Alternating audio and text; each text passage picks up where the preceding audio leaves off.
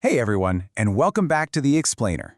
If you are someone who loves breaking down incredibly complex magic systems into actual, digestible science, well, you are definitely in the right place today. We're going to be taking a massive, deep dive into the intricate biological and magical mechanics of the Nightbane family sigils.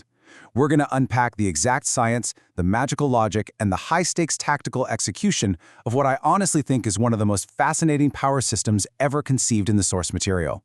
We'll be thoroughly examining the Sigil Enhancement Program, and trust me, by the end of this comprehensive breakdown, you are going to have a masterful understanding of how all these crazy theoretical concepts apply to actual life-or-death combat.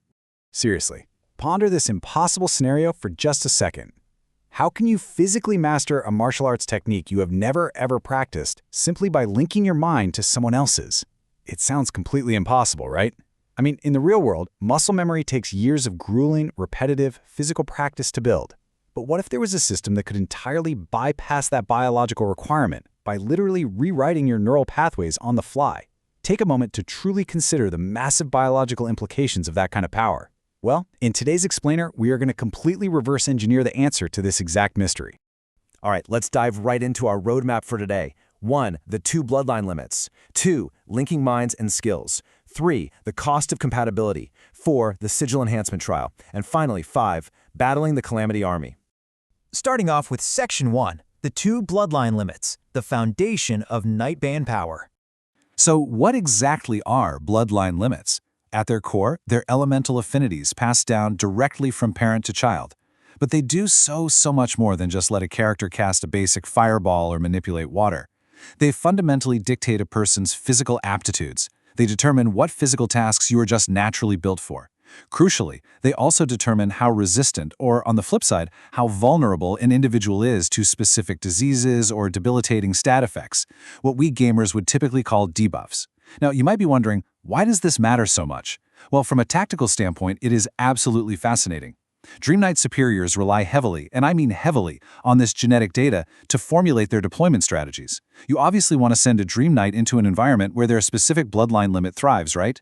And you want to aggressively keep them out of environments that contain debilitating debuffs that conflict with their inherited traits. So it's really not just a magic system, it's high-level logistical genetic warfare. And this brings us to a brilliant illustration of the difference between the two types of limits. We just talked about hereditary traits, the stuff you are literally born with. But there is a second, incredibly hard-earned category, and those are acquired bloodline limits. These are traits you earn and encode directly into your DNA via prolonged physical exposure to extreme conditions. The source material gives us two absolutely amazing examples of this phenomenon. First, there's Ayumi. Now, Ayumi was originally just a Dream Knight with a standard flame affinity, but after being cursed by Chaos, she had to share a heart with Zan to nullify the curse. That extreme sustained biological event caused her to be literally reborn as a demi-Dreamweaver, completely altering her genetic code. A broader, more evolutionary example shared in the lore is the ancient evolution of amphibians. Ancient land animals were forced by these massive, cataclysmic geological events to spend short, repeated bursts of time underwater. Over countless generations, this continuous exposure fundamentally altered their lung capacity, permanently encoding this new ability into their genetics to create the amphibians we know today. It's such a cool concept, because it proves that with an open mind and relentless physical effort, your starting genetics do not have to dictate your ultimate potential.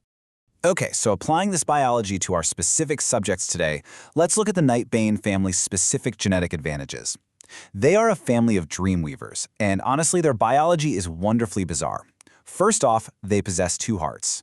The first is a standard human heart made of flesh, but the second, it's a crystalline heart. And this isn't just some poetic metaphor. This second heart is literally formed out of the tears of the Queen of Nightmares, flowing right through their veins.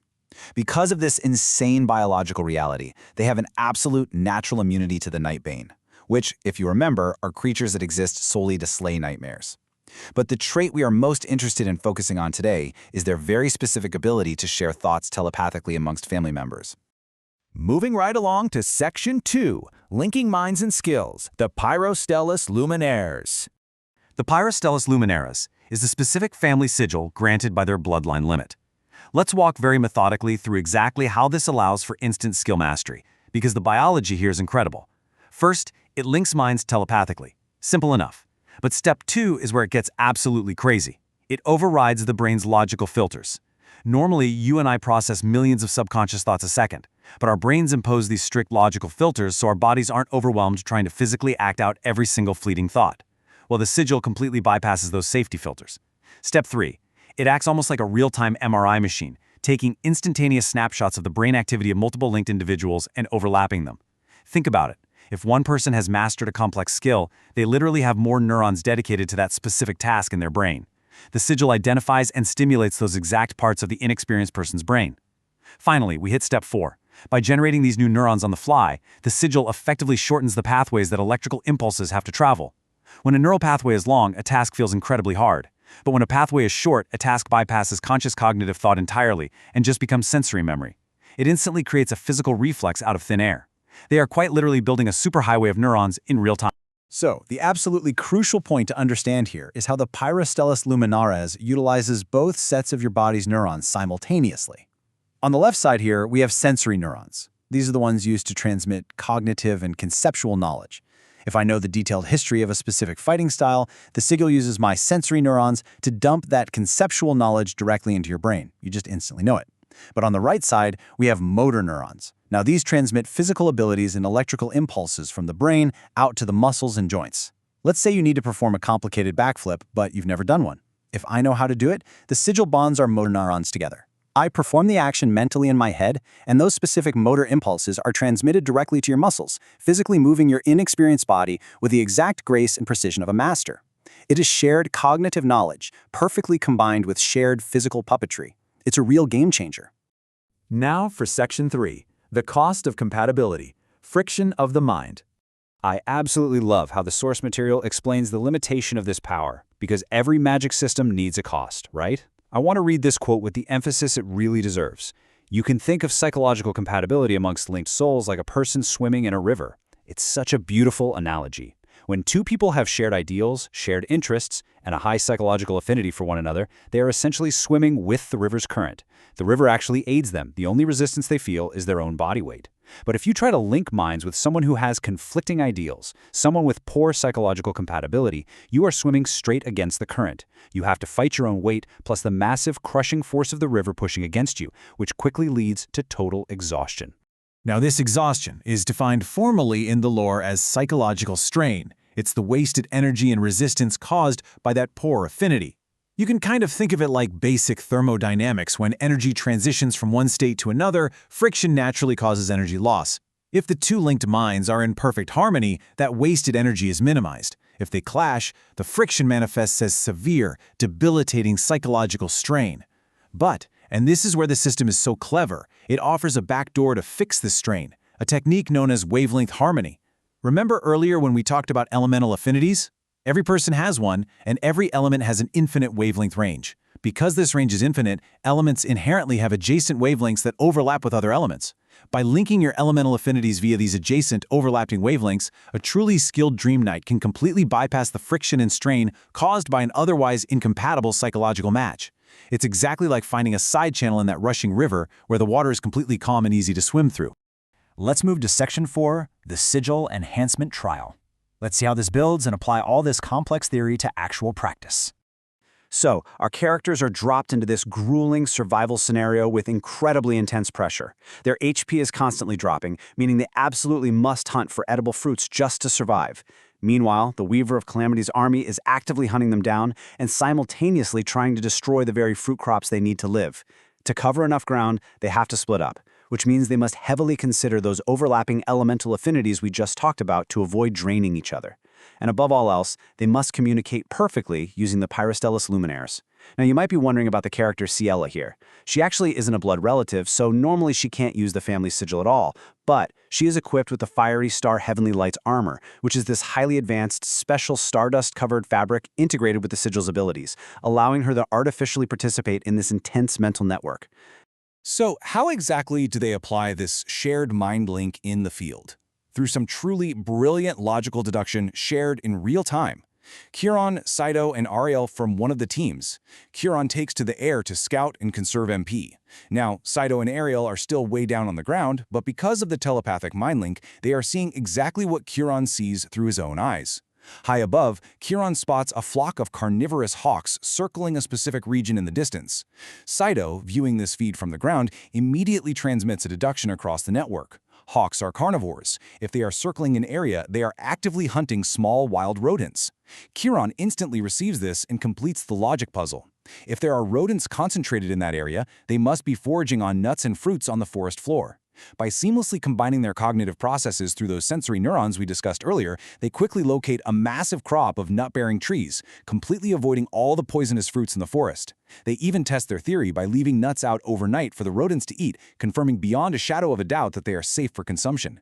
It's just perfect tactical synergy. And that brings us to Section 5, Battling the Calamity Army. This is the absolute masterclass in tactical execution.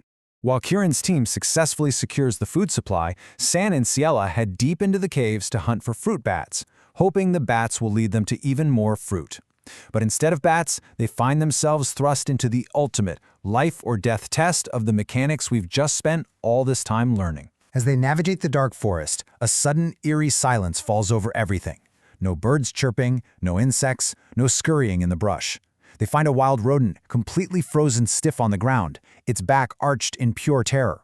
San's diagnostic system confirms the creature is inflicted with a massive, debilitating stat effect, fear. They instantly realize they are being ambushed by Zombongfar, the Weaver of Calamity himself, manifesting his terrifying army of Giga-Wraiths, riding atop massive beasts known as Omnicrons. Ciela immediately tells San to equip his immensely powerful cape to fight back, but San brilliantly refuses. Why? Because he truly understands the mechanics of his environment. Releasing the seals on his cape outputs a massive magical power signal that literally alters the atmosphere. Activating it blindly right now would broadcast their exact position to a deadly predator they can't even see yet. So he holds back. He forces the enemy to make the very first move.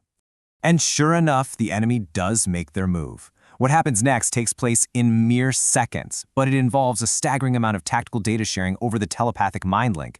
At exactly 0 seconds, the Giga-Wraiths and Omnicrons leap from the shadows and ambush San and Ciela. Just 5 seconds later, miles and miles away, Saito realizes through the link that San simply doesn't have the stamina to win this fight, so she instantly upgrades her sigil and summons Shinsei Ruenjin, a massive fiery dragon born right from her shadow. She, Chiron, and Ariel use the sheer power of the dragon strikes to funnel their own physical stamina directly through the mind link, pouring it into San and Ciela. But remember that psychological strain we talked about? Funneling that much raw energy creates massive, dangerous friction, so at the 10-second mark, San asks the Pyrostellus Luminaris to calculate the incoming strain. The system warns him it's hitting a critical 43% backlash. To immediately balance this out and achieve that perfect wavelength harmony, San unlocks the seal of Ryugolgeia, completely nullifying the strain and allowing his sibling's strength to pour into his muscles flawlessly. Now, with his stamina absolutely maxed out and his mind perfectly, flawlessly synced with Ciela, San launches into a devastating technique called the Savage Prance of the Lion. This is where that motor neuron linking takes over completely. Strike 1. San disappears in a blur of speed, leaps high into the air, and drives his knee directly into the throat of the first charging Omnicron beast, instantly shattering its spine with a sickening crunch. Now, what's so fascinating here is to look at this from Ciela's perspective. Because their minds and motor neurons are perfectly linked in real time, Ciela experiences severe time dilation. Time literally slows down for her. She is quite literally looking through San's eyes while simultaneously moving her own body. Because she shares his motor impulses, she perfectly anticipates the exact precise trajectory of his physical strike. A fraction of a second after San shatters the spine, Ciela is already exactly where she needs to be, completely incinerating the falling Omnicron and its Giga-Wraith rider with a massive localized blaze attack. The momentum doesn't even pause. Strike 2. Before the first defeated beast even hits the forest floor, San places his hand squarely on its falling back, uses it as a physical springboard, and launches himself like a guided missile right at the second Omnicron. He executes this devastating mid-air lariat that takes the second beast's head clean off its shoulders. And again, guided by that flawless telepathic reflex link, Ciela is right on his heels, instantly turning the remains to drifting ash. Strike 3. San uses the forward thrust of the lariat to seamlessly mount the third Omnicron beast. Without missing a single beat, he delivers a flawless, bone-crushing double heel kick straight into the throat of the Giga-Wraith riding it, forcefully knocking the dark spirit to the ground, where, you guessed it, Ciela is already waiting to torch it out of existence. And then comes the grand finale. Sans drops to a low crouch, concentrates all of that shared stamina from his distant siblings directly into his feet, and charges forward so incredibly fast that his physical body actually oscillates. He literally creates 50 physical clones of himself, one for every single remaining enemy in the Calamity Army. In perfect, terrifying unison, the clones unleash the final stage of the savage prance of the lion, their knees crushing the throats of the remaining forces simultaneously across the battlefield. Just before the very last wraith fades into oblivion, it looks at the sheer, overwhelming devastation and realizes in utter terror that it isn't fighting some normal kid, it is facing Sanziri Nightbane Jr. And in an instant, the battle is entirely over, won by flawless biological synergy and absolute tactical genius. Well, we've covered a tremendous amount of ground today, haven't we? Everything from cellular biology and neural superhighways all the way to the high-stakes battlefield deployment of wavelength harmony. I really want to leave you with one final provocative thought to chew on. If you could endure any extreme physical condition in the world just to gain a specific acquired bloodline limit, what harsh environment would you choose, and what incredible power would you hope to inherit from that struggle? Think about that. Thanks for hanging out for this deep dive, and as always, keep learning.